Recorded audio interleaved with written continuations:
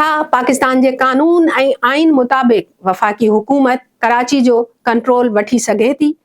Twitter ते trend खां वठी कराची जे कुझु इलाक़नि में चैकिंग ताईं कराची जो कंट्रोल वफ़ाक़ हवाले करण जा मुतालबा कया पिया वञनि।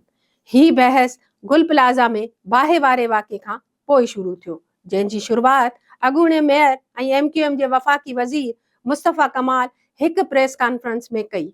हाणे सवाल इहो आहे त छा वफ़ाक़ी हुकूमत कराची जो कंट्रोल संभाले सघे थी?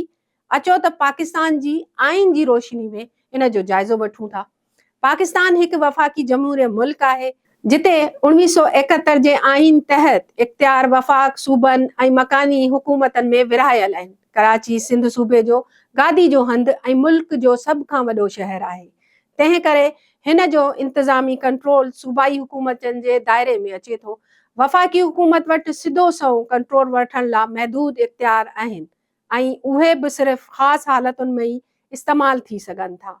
आइन जे आर्टिकल 142 तहत वफ़ाक़ी पार्लियामेंट रुगो वफ़ाक़ी फ़हरिस्त वारनि मुल्कनि ते कानून ठाहे सघे, जॾहिं त बाक़ी मामलनि जो इख्तियार सूबनि वटि आहे। आर्टिकल 140A तहत हर सूबे ते लाज़िम आहे त हू मकानी हुकूमत जो निज़ाम क़ाइमु करे ऐं सिंध में लोकल गवर्नमेंट एक्ट तहत कराची जे मकानी हुकूमत सूबाई हुकूमत जे मातहत आहे। आम हालतुनि में वफ़ाक़ी हुकूमत कंहिं बि सूबाई शहर जहिड़ो कराची जे इंतज़ामिया, पुलिस या लोकल बॉडीज़ ते सिधो सओं कंट्रोल नथी हासिल करे सघे, छो त उहे सूबाई मामला आहिनि।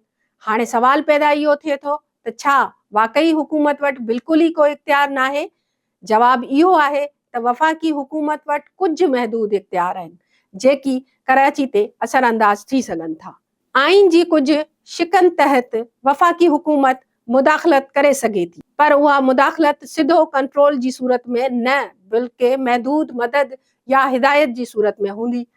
आर्टिकल 245 तहत पाक फ़ौज सिविल इंतज़ामिया जी मदद करे सघे थी, यानी वफ़ाक़ हुकूमत फ़ौज खे सिविल पावर जी मदद लाइ सॾे सघे थी जेकॾहिं सूबाई हुकूमत कानून ते अमल दरामद बरक़रार रखण में नाकाम थिए। उहो ई बंदोबस्त कराची में 2013 जे ऑपरेशन दौरान थियो हो, जॾहिं रेंजर्स खे टारगेटेड ऑपरेशन जा इख्तियार ॾिना विया हुआ।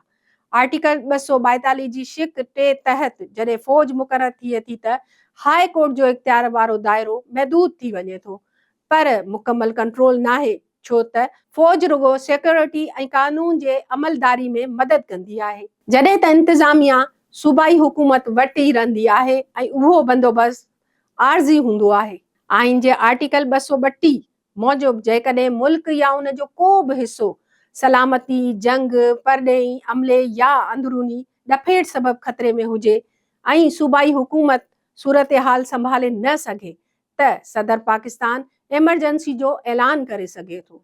एमरजेंसी जी हालत में वफ़ाक़ पार्लियामेंट ज़रिए सूबनि लाइ कानून ठाहे सघे थो ऐं वफ़ाक़ी हुकूमत सूबाई हुकूमत या सभु या कुझु इख्तियारात पाण वटि संभाले सघे थी। अंदरूनी ॾफेड़ जी बुनियाद ते एमरजेंसी लाइ सूबाई असेंबली जे क़रारदाद ज़रूरी आहे, या जेकॾहिं सदर पाण ऐलान करे त 10 ॾींहंनि अंदरि पार्लियामेंट जी मंज़ूरी लाज़मी हूंदी। उहा सूरतहाल गवर्नर राज या मुकमल वफ़ाक़ी कंट्रोल जहिड़ी हूंदी आहे, पर इंतहाई नायाब आहे ऐं 18 तरमीम खां पोइ उनखे वधीक सख़्तु बणायो वियो आहे। आर्टिकल 149 जी शिक 4 तहत वफ़ाक़ी हुकूमत सूबे खे हिदायत ॾेई सघे थी त हू पंहिंजा इंतज़ामी इख्तियार कीअं इस्तेमालु करे जीअं पाकिस्तान जे अमन, सुकून या माशी सूरतहाल खे संगीन ख़तरो न थिए, पर हिते इहो बि वाज़े आहे त उहे रुगो हिदायतूं हूंदियूं आहिनि, मुकमल कंट्रोल नाहे हूंदो। हाणे ॿीहर पंहिंजे बुनियादी सवाल ॾांहुं अचूं था त छा वफ़ाक़ कराची खे फेडरल कंट्रोल में वठी सघे थो? आइन ऐं कानून जी तशरीह मुताबिक़ उन जो जवाब न आहे। जेसिताईं एमरजेंसी लागू न कई वञे या फ़ौज खे आर्ज़ी तौर मदद लाइ न सॾायो वञे। मौजूदा सदर आसिफ अली ज़रदारी जो तालुक़ सिंध जी हुक्मरान जमात पीपल्स पार्टी सां आहे। पाक फ़ौज सियासत खां पाण खे परे रखण जी वाज़े पॉलिसी ॾेई चुकी आहे, तंहिं करे अहिड़ा ऐलान ऐं बयान घणो करे रुगो सियासी बयानबाज़ी या माण्हुनि खे मुतमइन करण लाइ ॾिना वेंदा आहिनि।